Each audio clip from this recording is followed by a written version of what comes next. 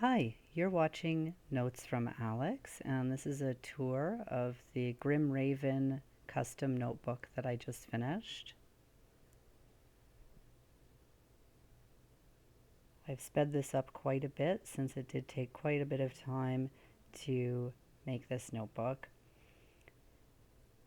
This is a A4 size notebook, and I am using Canson grid paper for the greater part of the notebook. So all of the signatures are made of this nice quality grid paper that is 4 by 4 per inch, so it's convenient.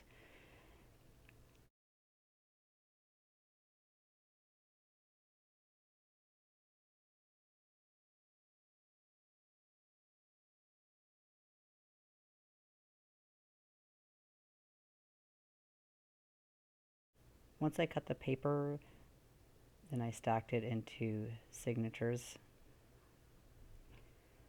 When I had the right thickness of notebook,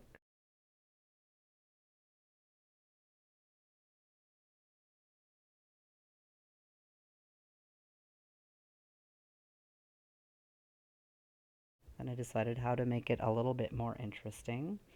I wanted to have papers at the beginnings and ends of the signatures, kind of like a divider section in the notebook, so you could have different sections. For the inside and outside cover, I used cardstock. The client's favorite color is bright green, so I thought that would be a nice contrast to the black cover, match some of the cover images that they wanted.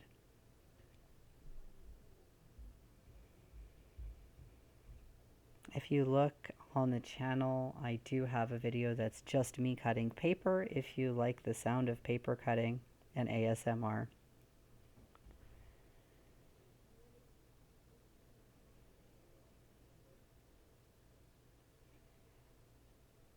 So I just like to stack the papers all together and plan out how everything is going to look when it's together before I start sewing anything together. I like to do a combination of sewing and gluing. So this is a traveler's notebook that I just tested out on my sewing machine to see if it would sew through how many pages. And then I went and sewed all the individual signatures with my machine because it saves time. Once I sewed all the signatures together, then I was ready to bind them together. I knew this was going to be used in the shop, so I wanted it to be quite sturdy, which is why I went the extra step of sewing all the signatures before I put it together.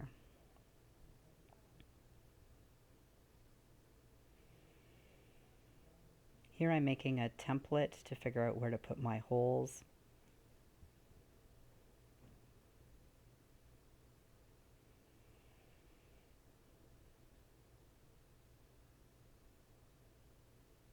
Because I had already sewn the individual signature papers together, I didn't have to do quite as many ins and outs on the binding. Usually I would do a lot more than that.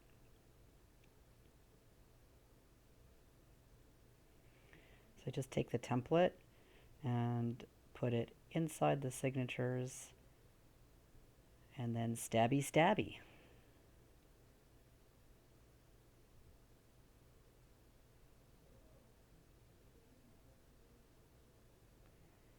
And I go through and do this to all of the signatures so that it makes it easier to sew through. Honestly, this is one of the most fun parts, other than designing the cover, is just stabbing things. It's very therapeutic.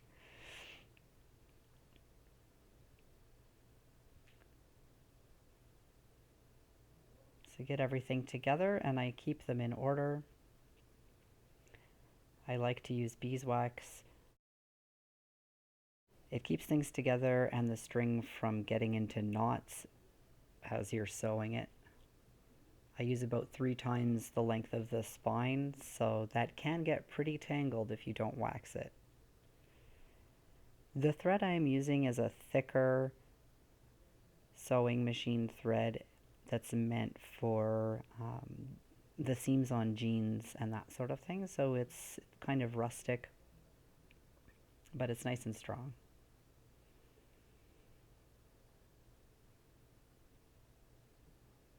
My friend Cara was awesome, and they gave me a nice curved needle. I used to do this with a straight needle, and it's a lot more fiddly to do it that way. So big thanks to you for letting me try this out, Cara.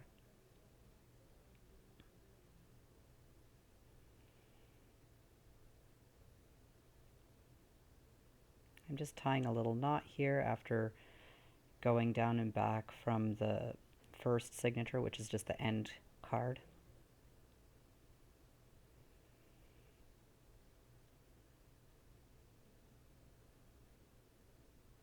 I trim all of those off after at the end, but for right now that's fine. And I take the next signature and go into that.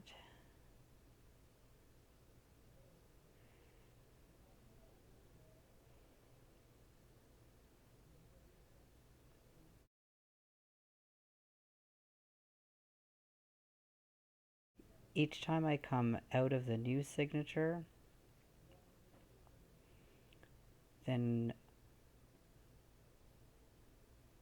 pass it down around a loop from the previous signature,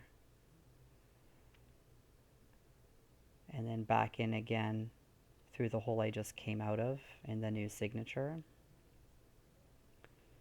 It makes almost like a chain stitch across the binding that holds all the signatures together in multiple spots. If the word signature is confusing and you don't know anything about bookbinding, that just means each little group of papers that's in the notebook.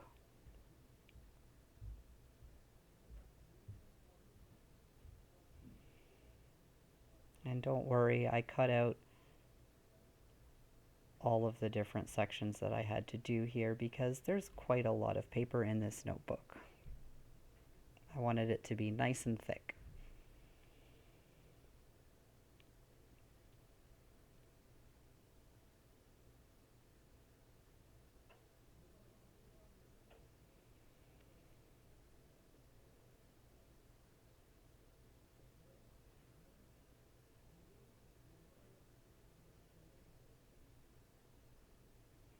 And then once I get to the end, I don't go back in to that signature. I loop it around the previous one, and then I put the new one on top and go into that one. But we'll skip forward here so you don't have to watch me sew the whole stack. I don't want you to get too bored. If you enjoy this sort of video, please let me know in the comments. And please subscribe to the channel and like this video so I know to make more of this sort of thing. So here I've sewn all of the other signatures together. This is the last one. It's the other end paper.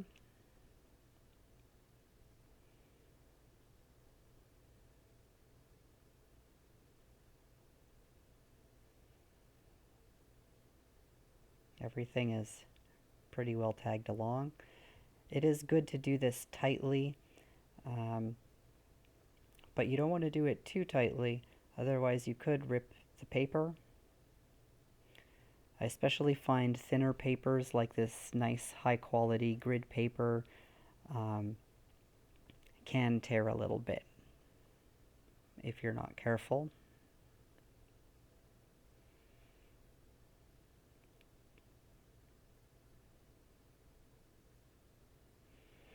Because I'm sewing and gluing, or rather sewing twice and gluing,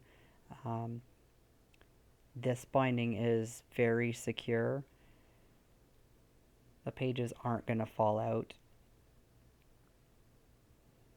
I knew this might be handled a bit roughly if it was in the shop, so I took some extra precautions. Usually I wouldn't sew twice.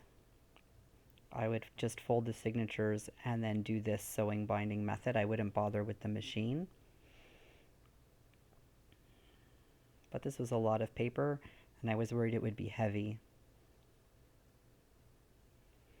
And since it's not really a hard cover, I wanted it to be safe. And I just tied everything in a knot there. The binding is going, and from the cover is going to cover up all of the knots on the back there.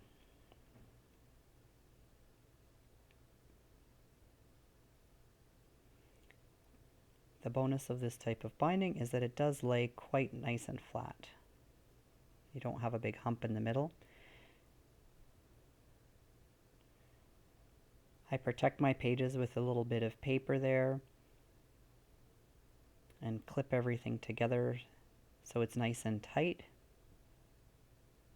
If I had a book press, I would use that. I find it easier to see what I'm doing if I can stand things up on their end.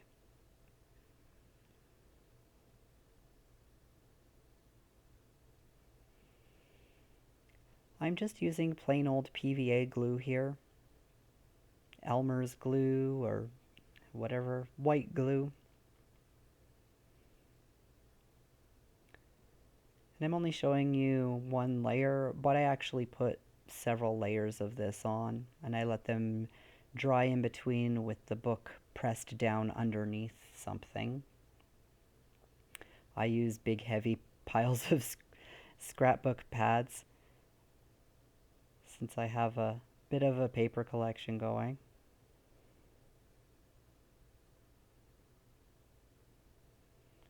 I also tuck my brush into a Ziploc bag because I will forget about it and it will dry and I'll ruin it. So here I'm taking off the scrapbook pad. I have that all pressed down, and you missed the part, but when I glued down the last signature, I put on some craft paper around the outside of the binding just to give it a little extra something to hold on to. This is some book cloth. I made that myself from some linen fabric that I already had. There's a few tutorials out there and simple instructions on how to make your own book cloth. If you're interested in seeing how I do it, let me know in the comments and maybe I'll film making some. It's pretty simple. Here I'm just sizing the notebook and deciding how much to trim off of this final fabric. It's always good to make your cover after you make your signature, because the worst thing that could happen is making a beautiful cover and then accidentally making your pages slightly too big or too small to look right inside of it.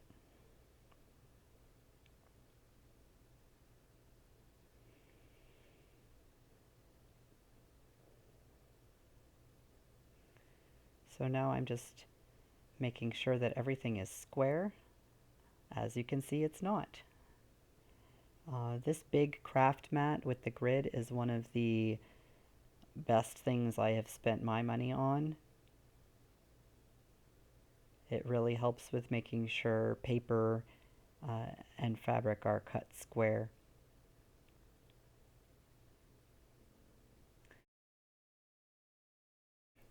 And yes, I am ambidextrous and I can cut with my left hand too. I don't know that I could sew with my left hand, but I can definitely cut both ways. So the book cloth here is ready to go. Linen does pick up a ton of lint. I cleaned it off nicely before I gave it to them.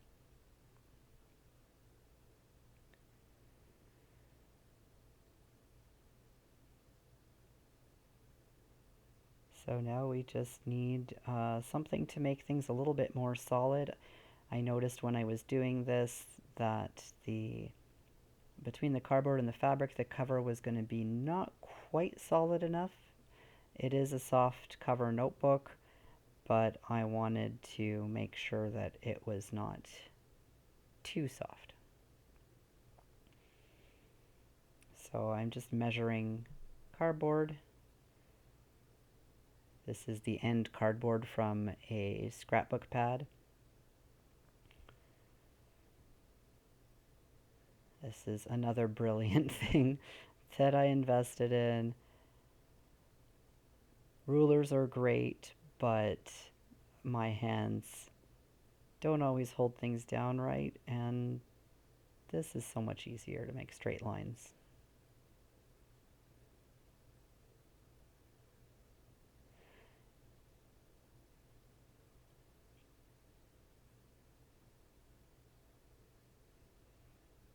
So I cut these to exactly the size of my notebook pages. If I had thought about it, I would have put a few millimeters extra on the top, bottom, and one side so that the cover had a little bit more overhang. Probably about 1/8 of an inch is all you need, or 2 millimeters maybe.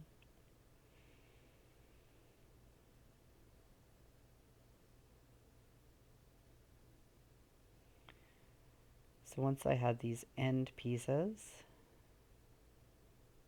just had to glue it on. So when I bought this glue that I'm using on the cover, I thought that I had picked up the silicone craft glue, which is the clear one. Um, if you don't know, I have ADHD, and sometimes I don't pay attention to little details of things. It looked clear, it looked like Fabri-Tac, so I bought it. I was like, hey, this is way cheaper than the other Fabri-Tac. I will get that. This is not silicone glue. This was water-based, which I found out later. Thankfully, there wasn't too much warping or anything like that because I was sparing with my application. But I have the right glue now, so in the future I'll only be using silicone glue for my covers or something non-water based. I do press things as they're drying so that they don't uh, get all curled or warped. I'm being very careful here with my measuring squares uh,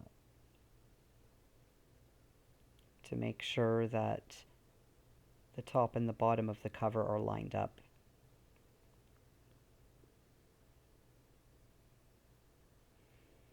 Then using my folder just to make sure everything is smoothed down nicely. And then pressing it again under some heavy pads, and I also uh, press the inside of the notebooks as well just to make sure everything is good. Here I'm just cutting off the corner and I'm leaving just about 2 millimeters, less than 1/8 of an inch really, just past the corner there so that you don't see the cardboard. And then trimming everything down to have a 3/4 of an inch border around the edge so that it all folds in nicely and evenly. Just making sure everything is straight and even.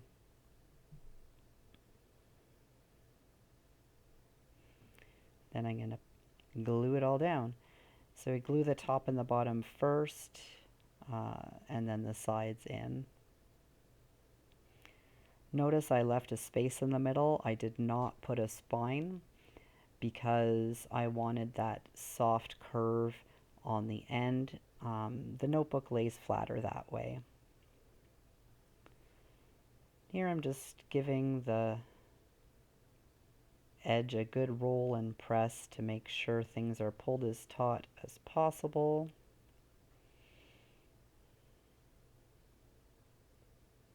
I'm doing the long edge first. Really wanted to make sure everything is firmly pressed down.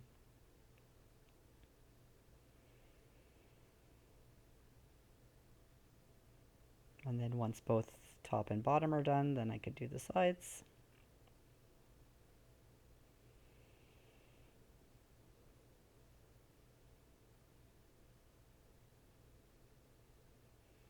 I was using one of the little cut off corners there to rub the glue and spread it around. And there you can see I'm sort of pushing in the corners underneath so that none of that card shows through. Make it a nice neat fold. If you have rounded corners on a book, you do have to do a little bit more work with the corners and cut things in a bit of a fan. But the square corners are simple. I'm just making sure everything looks good, and then I'm going to press it and let it dry before I glue the cover on.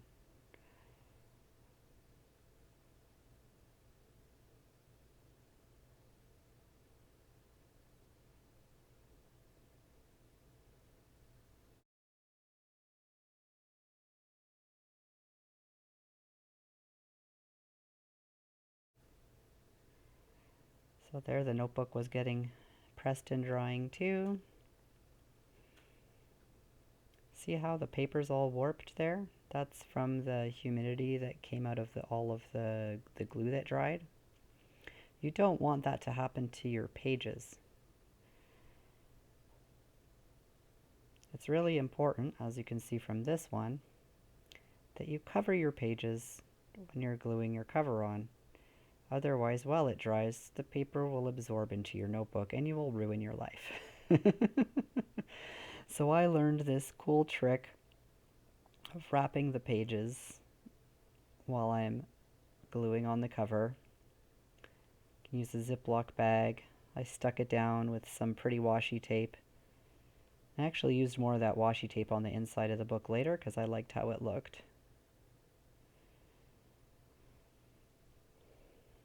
So then you take your end cards and glue them down into your cover. It's really important to do one side at a time. If you try and line up both covers at the same time, everything is horrible and you'll ruin it. Ask me how I know.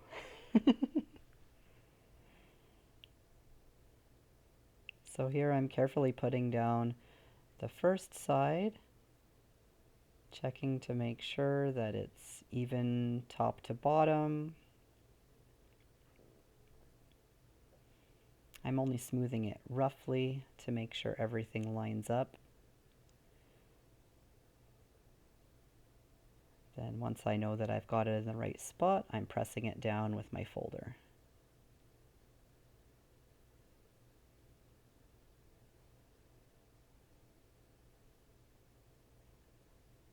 I'm making sure I really give it a good pressing, especially where the edges of the fabric and the board are. You can almost see the line there. It's a good place to make it stick. Then I'm folding it over before I glue it to see where the page should go.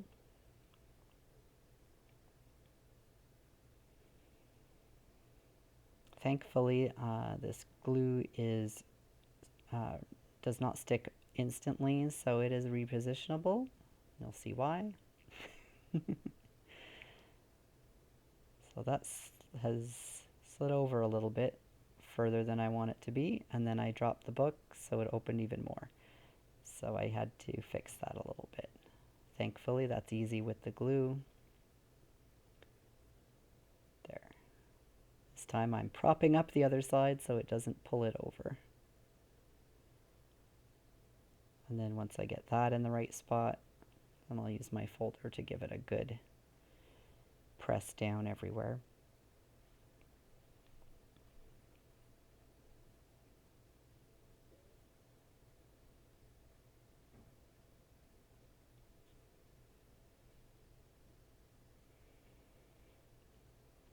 So once this is all nicely pressed down, again, I'm going to close that book. Well, I'll check both sides and make sure everything is smooth and there's no bubbles. And then close it nice and firmly. If I had a book press, yes, I would put it in there, but I don't. My book press is just a giant stack of scrapbook paper. It's totally fine.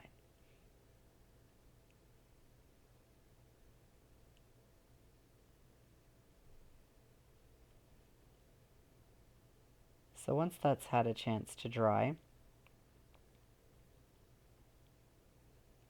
can see mostly no warping, even though I used that slightly wet glue. I did put those ribbons in off camera. I just opened the pages wide and glued them down inside in between the spine and the signatures. Because I don't have an end board on the spine, it was really easy to just tuck them in there.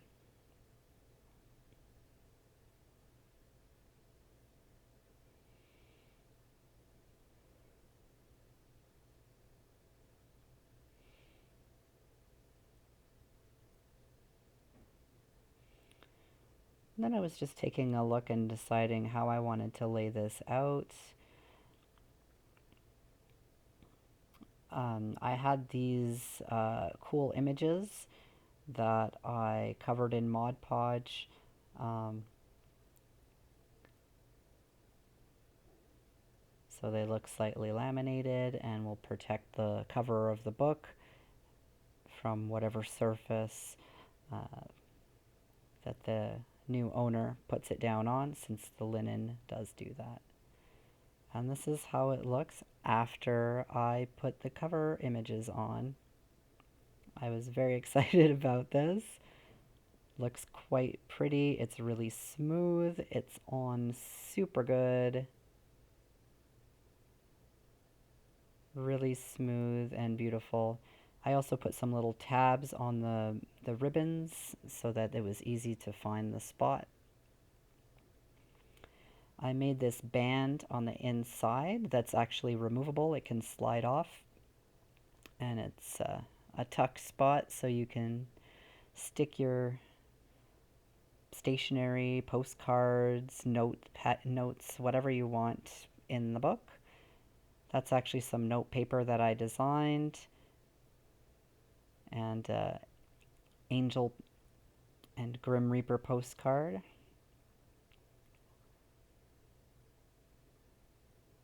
You can see where I put some washi tape inside because I liked the look of it with the grid paper. This is a ledger sheet at the beginning and end of the notebook for tracking expenses, that sort of thing. You can see it lays nice and flat with minimal effort. The grid paper looks lovely. Got the little bookmarks. There's a black one and a white one. And you can see the signature dividers. So there are different sections in the book.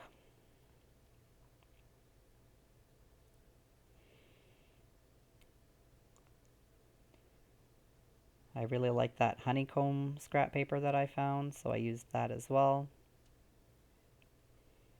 And there's the white bookmark.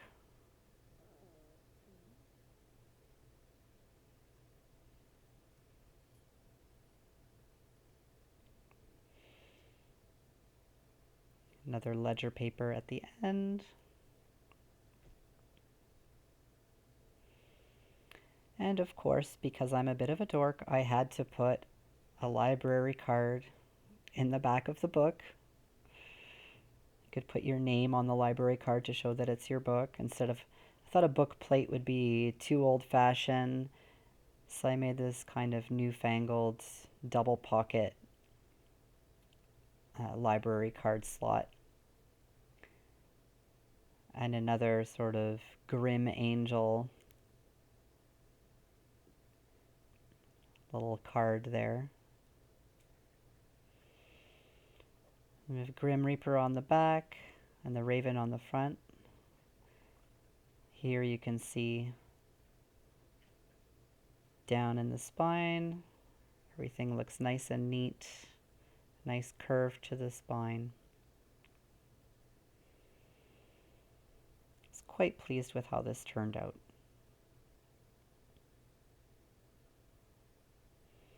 And I would say it took me about 5 weeks on and off. There was a lot of thinking and testing to make sure the things that I had would work, but yeah.